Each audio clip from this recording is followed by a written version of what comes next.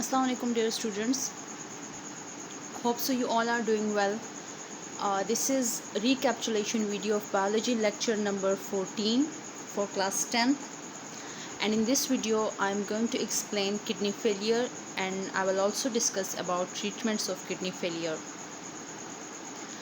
Okay, so dear students, coming toward the term kidney failure.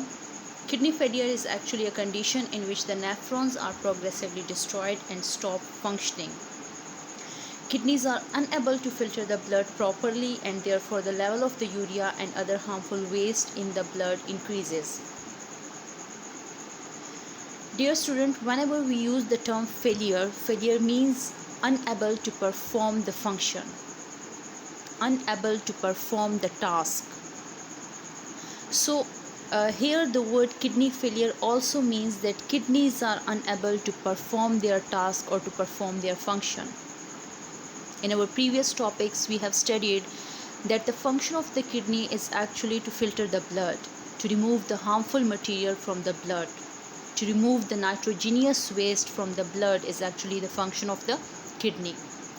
And this function of the kidney is actually performed by the filtrating unit, that is nephron. Our kidneys are made up of millions of nephrons.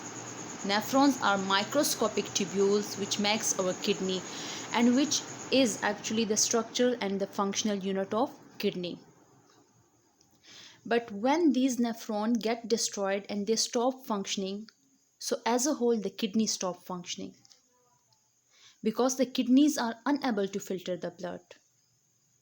And in that condition, the level of the urea and other harmful wastes in the blood increases, because they remain inside the blood.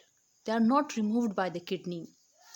As a result, the condition is termed as kidney failure. There are different causes of kidney failure, some of which are long-term diabetes mellitus, hypertension, kidneys infection, overuse of medicine like aspirin and cocaine, etc., blood clot in vessels, and damage to kidneys. Long-term diabetes mellitus and hypertension like high BP is a condition in which internal organs get damaged. These disorders or these diseases can damage our internal organs, and if the damage is caused to the kidney, it can cause renal failure. Similarly, severe kidneys infection, in which the microorganisms start damaging the kidneys, can also be one of the cause of kidney failure.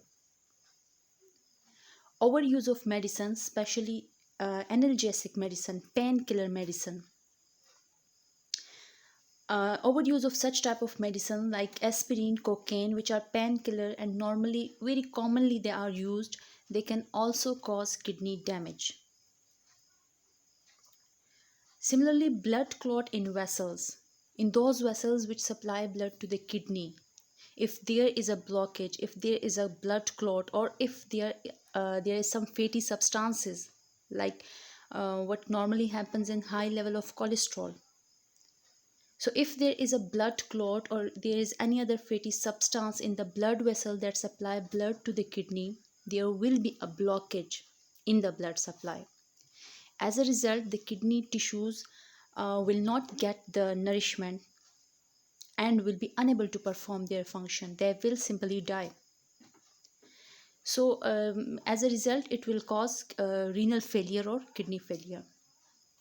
Any other type of damage to the kidney is also the cause of kidney failure, like if there is any injury, accident or trauma, etc., it can also cause kidney failure. Now there are different types of symptoms for the kidney failure, like weight loss, vomiting, nausea, blood in urine, swelling in the legs and feet and face. Legs, feet and face. This swelling is actually caused by the high amount of water which retain inside the body, because one of the function of the kidney is actually to remove the excess water from the blood, or to get rid of the extra water, right? But when kidneys are unable to perform its function, so that extra water retain inside the body, and as a result it causes swelling in the legs, feet and face region. renal failure or kidney failure can also cause different complications like increase in blood pressure and anemia, because the nitrogenous waste increases in the blood. As a result, it causes high blood pressure and it can also cause anemia, low level of RBC in the blood. Now coming toward the treatments, here we are going to discuss two major treatments for the kidney failure. The first one is dialysis and the second one is kidney transplantation.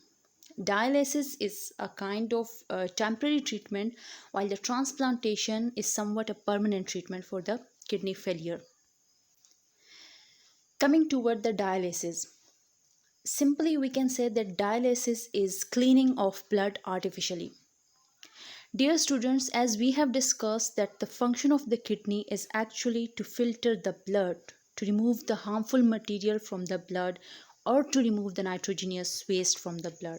So we can simply say that kidneys actually clean our blood. But in case of renal failure, kidneys are unable to perform its function. Kidneys are unable to clean the blood. So in that condition, the blood is cleaned artificially. And that process by which blood is cleaned artificially is termed as dialysis. So we can define it as the cleaning of blood of patients suffering from renal failure using artificial methods is called dialysis.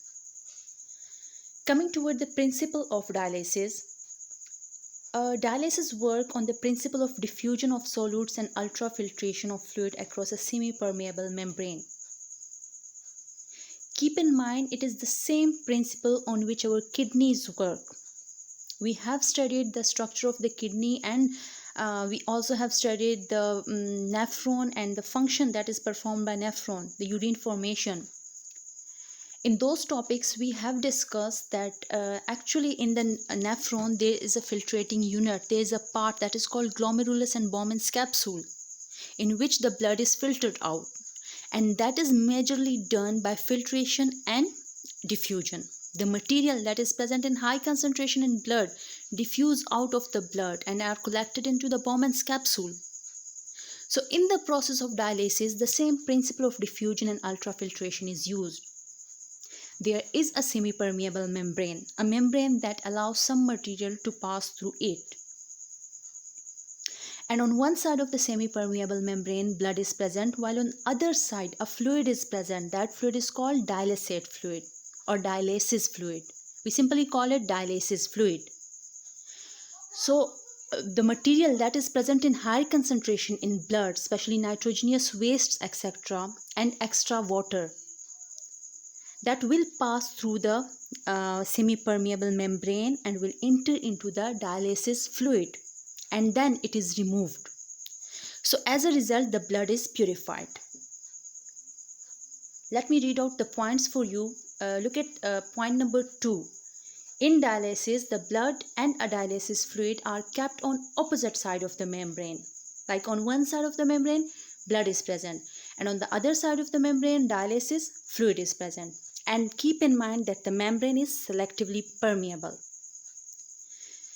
Then the waste of blood pass through the membrane and enter the dialysis fluid, and in this way the blood is purified. So this is the basic principle of dialysis. Now there are two major types of dialysis. We will discuss them one by one. The first one is hemodialysis and the second one is peritoneal dialysis. Now first, coming toward the hemodialysis. Hemodialysis is actually a method by which blood is purified or blood is cleaned outside the patient's body in a machine that is called dialyzer, right? So in this method, blood is passed through a machine called dialyzer, and this machine, this dialyzer, contains tubes, the wall of which are made up of semi-permeable membrane. Now keep in mind, recall the principle of dialysis in which we have discussed that there is a semi-permeable membrane, and on one side of the membrane blood is present, while on other side dialysis fluid is present. So here actually the walls of the tubes are actually the semi-permeable membrane. Dialyzer contains tubes, the wall of which are made up of semi-permeable membrane, and the blood flows inside the tubes while the dialysis fluid flows outside the tube. Outside of the tube, dialysis fluid is present, and inside of the tube, blood is present, and in between both of them, the membrane, the wall of the tubes are present, which is semi-permeable. So the waste and extra water diffuse from the blood into the dialysis fluid, and purified blood is returned back to the body. Look at the diagram here. You can see the sketch of hemodialysis here. This is the sketch of dialyzer. As you can see, a patient is here, and from the patient body the blood is taken, and then this blood is passed through a machine. This machine is called dialyzer. You can see here the tubing system of the dialyzer, right? So in these pink tubes, the blood is passed. The blood is present here in these tubes, and the walls of these tubes are permeable, are semi-permeable. They can allow some material to pass through it. And when the blood passes through these tubes, again it is returned back to the patient body, right? But what happened here in this area, that in this area these tubes are enclosed in a container. You can see the container here. Here a container is present, and in this container dialysis fluid is present. So the blood is actually present here in the tubes, and in this container around the tubes dialysis fluid is present. Now you can also see that here at the bottom, two containers are attached with this large container, right? So from this container, the fresh dialysis fluid enters into this large container, right? But when the process of diffusion takes place here, the dialysis which is used is again collected here in this one, in this tube. You can see here in this container or in this bottle, the used dialysis fluid will be collected and then it will be discarded. The reason is that when dialysis fluid is present here in this region, okay, here in this region, when dialysis fluid is present, it is having different composition. It is having no nitrogenous waste, and blood is having nitrogenous waste. So the nitrogenous waste that is present in higher amounts in the blood will diffuse out of the walls of these tubes, because these are semi-permeable, and they will accumulate it and they will enter the dialysis fluid. They will enter the dialysate. Then this dialysate will be having some amount of nitrogenous waste, so it will be collected here so that it can be discarded. Because if the amount of the nitrogenous waste here become equal with the blood, if nitrogenous waste is also present in dialysate and is also present in blood, so there will be no diffusion. So when dialysate fluids having some amount of nitrogenous waste is collected here, it is again discarded through this bottle, and fresh dialysate is introduced into this container. And then when the blood is purified, this pure blood, this blood which is clean, is again returned back to the patient's body, right? Okay. Now moving toward the next type, that is peritoneal dialysis. Peritoneal dialysis is a type of dialysis in which the blood is purified artificially but inside the patient's body, not by the kidney, by the peritoneal cavity, but inside the body of the patient. In this method, patient's blood is purified inside his body. The space around the gut, around the alimentary canal, in the abdomen region, digestive system, the alimentary canal is present, and the space around that alimentary canal, the space around the intestine, the stomach, etc., is called peritoneal cavity, right? And the peritoneal cavity is lined by a thin membrane called peritoneum, which has very large number of blood vessels. So what happens in this type of dialysis, that this peritoneal cavity is filled with dialysis fluid, with dialysate, and that dialysate enters the peritoneal cavity with the help of a tube that is called catheter. Then in the second step, waste material diffuses into the dialysis fluid. As this cavity is lined by membrane peritoneum which contains blood vessel, so the blood vessel is the blood which is present in those blood vessel, the nitrogenous waste will be removed from that blood. They will pass through the semi-permeable membrane, and will enter into the dialysis fluid which is present in the peritoneal cavity. This process will be continued for some time, and after some time the dialysis fluid is drained out of the body with the help of catheter tube. Now look at the diagram here. You can see over here a bag which is containing dialysis fluid. This dialysis fluid, the patient body, this peritoneal cavity is filled with this dialysis fluid. Look at here, this is the peritoneal cavity and this is the catheter, the tube-like structure. So the patient body, this peritoneal cavity will be filled by this dialysate fluid. It will be passed through the catheter into the patient body. It will remain in the patient body for some time. As you can see here, that dialysate fluid is now containing some particles like substances, some dots you can see here. So these are actually nitrogenous waste, or the waste product which diffuses out from the blood. Like this cavity is lined by peritoneum membrane which is having blood vessel. So from the blood the nitrogenous waste will move toward this fluid. Then in the next step, this fluid is discarded out of the body. It is eliminated out of the body. How it is eliminated? Again, it is collected with the help of a tube, catheter. It is drained out of the body and it is collected in a bag, and then that bag is discarded. So in this way, the blood is cleaned inside the patient body. Okay, both of these processes or both of these methods are having their own advantages and disadvantages, but depending upon the patient condition, doctors suggest which method should be used. Coming toward the next method or the next treatment for the kidney failure or the renal failure, that is called kidney transplantation. Kidney transplantation is a type of organ transplantation in which another organ is implanted in the body. Like the organ taken from a donor, from another person, is implanted in the patient's body. Kidney transplantation is most commonly done transplantation technique.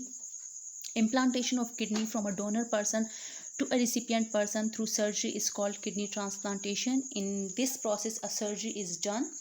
A person donate kidney. Kidney donation can be from a deceased person or it can be from a live person. Like we can donate one of our kidney. We can survive with one kidney. So one can donate his kidney to the renal failure patients. In this process, a surgery is done with the help of which kidney is inserted or implanted in the patient's body. And if that kidney is not rejected, then it start working properly in the patient body and they don't need for any further dialysis or any further treatment. But in this case, blood group matching and immunosuppressive drugs are must, because if there is no proper matching of the donor and recipient kidney, the organ can be rejected by the recipient. The person who donate the kidney is termed as donor, and the person who received the kidney, the renal failure patient, is actually termed as recipient.